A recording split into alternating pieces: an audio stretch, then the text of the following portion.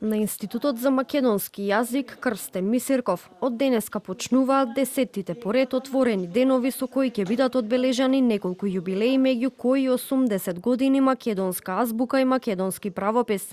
Покрај одбележувањето на јубилеите, овој настан има за цел да го промовира македонскиот јазик, особено кај помладите генерации, како и да поттикне повеќе студенти да го изучуваат истиот. На прашањето зошто има мал интерес за изучување на македонскиот јазик и на каков начин може да се привлечат студенти, директорката на Институтот Крстен Мисирков и професорка Елена Јованова Грујовска за телевизија 24 рече дека тоа е само еден моден крик и тренд кој е присутен и во останатите држави во Европа, а не само кај нас.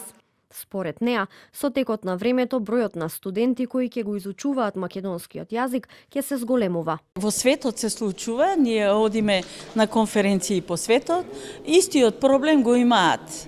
Да не ги именуваме сега и другите словенски јазици во Европа се намалува бројот на студентите што студираат јазици на сметка на студентите што одат на информатика. За жал,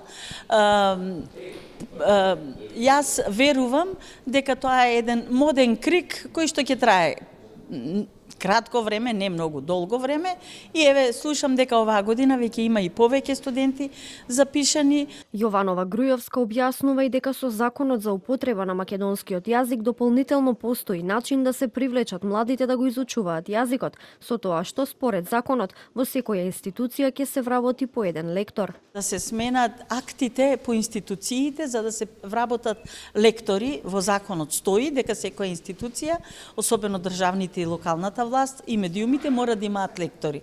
На тој начин сите наставници, сите македонисти што работат нешто друго ќе си го најдат своето место, нели? И секако и сите млади како ќе дипломираат ќе можат веднаш да се вработуваат. Студентите од втора година на катедрата за македонски јазик на Филолошкиот факултет велат дека иако постојат многу предрасуди за тоа дека нема да најдат работа и по завршување на студиите, сепак нивната љубов кон јазикот е она што им носи верба и истрајност. Македонскиот јазик е многу запоставен, односно 20 студенти од цела Македонија навистина многу малку во споредба со другите катедри и сметам дека треба да го зачуваме нашиот јазик. Треба да се изучува, треба и понатаму да има и студенти, нели, професори што ќе го негуваат јазикот, што ќе го чуваат јазикот, што ќе го пренесуваат јазикот на вистински начин. Моја прва љубов и пасија е македонскиот јазик. Постојат многу предрасуди во врска со изучувањето на македонскиот јазик од типот нема работа и слично, но јас верувам дека секогаш љубовта го следи патот по кој што треба да чекориме.